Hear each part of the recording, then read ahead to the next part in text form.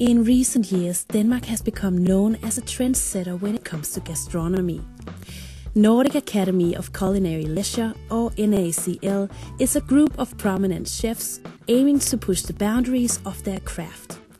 The founding principle of NACL seems to be that creativity and playfulness are the heart and soul of cooking.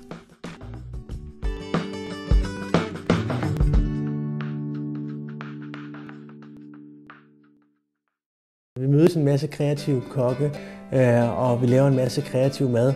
Og hvad der så ellers sker, det er lidt svært, fordi det foregår inde i hovedet på de andre, det foregår inde i hovedet på mig. Altså jeg ved godt, hvorfor jeg er i det her. Fordi jeg skal lave en helt speciel ret i dag. Jeg skal lave en ret, som er en fortælling omkring døden.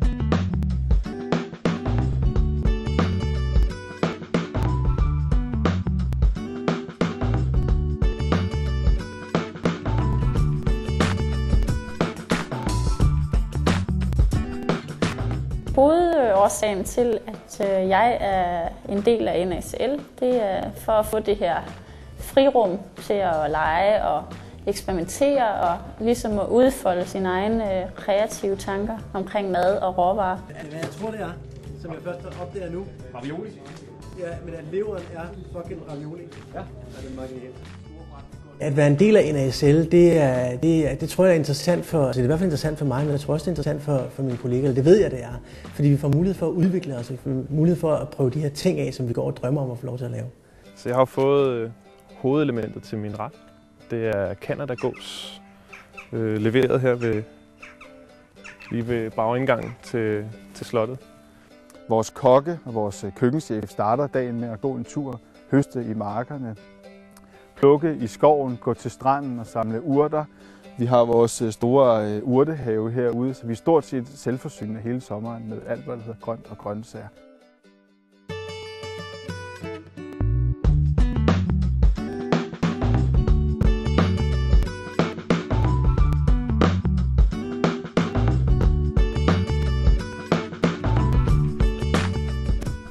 Det her det er et træ, der hedder hæge, som er plantet herude, som sådan et læhegn, som har sådan en helt mandelduft, lidt lakridsrodsagtig bitterhed.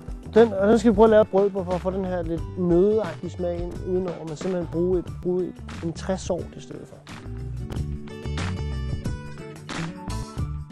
Dishes are served for the guests, but beforehand the guests have witnessed how the food has been prepared and cooked.